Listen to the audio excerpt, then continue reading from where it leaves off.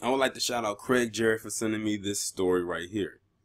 Now, I have talked about that Unite the Right riot, or should I say feeding time at the zoo, multiple times on multiple occasions since it happened last year in Charlottesville. And someone tells me when it happens here, well, close to me, not exactly here, but in DC in next month, that I'll be talking about it for quite some time with that as well. Well, now we bring up another individual by the name of Michael Marcellus. As you can see, it's pictured right here.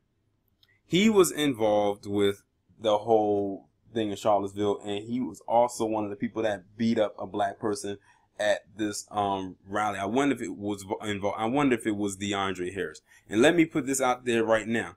Black people, please do not go anywhere near that crap that is about to go down almost a month away from today. Because it'll be a month away on the 11th and 12th, which is next week. Yeah, next week. Please do not get involved with that.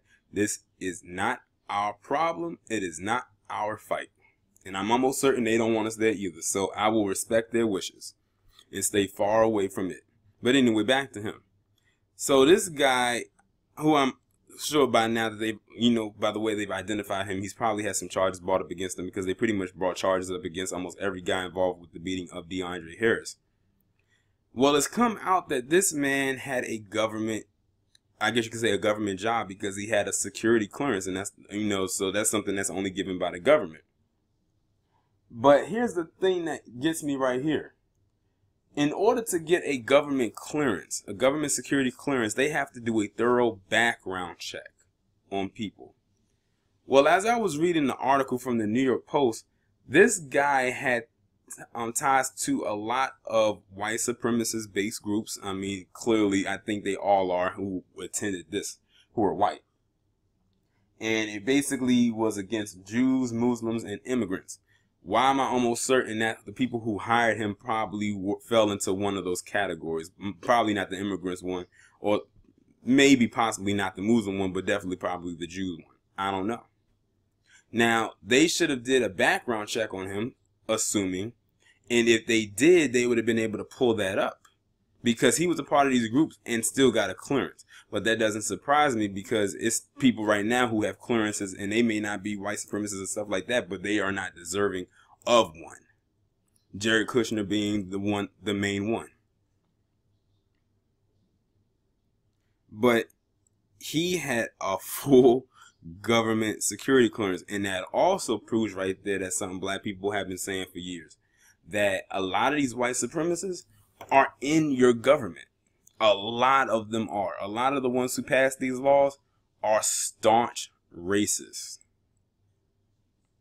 But see, under the umbrella of 45, many of them are so emboldened that they don't care. Some of them don't care if they lose their livelihood. They could be making 6 figures annually, and they will willingly give that up just to be a savage.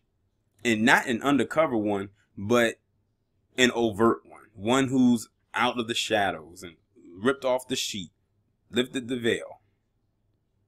It's amazing. It's simply amazing of the lengths that they will go in order to satisfy or quench that thirst of being a racist.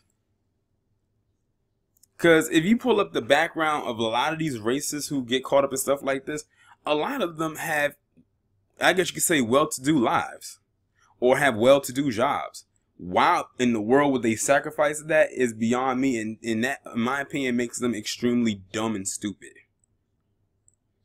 Because I know for a fact I will not ever give up my good paying job or my livelihood to go out there and act a damn fool where someone can see me and possibly fire me. Because if that gets back to them, they're going to force you out. They're going to force you to be out, whether they do it loudly or quietly.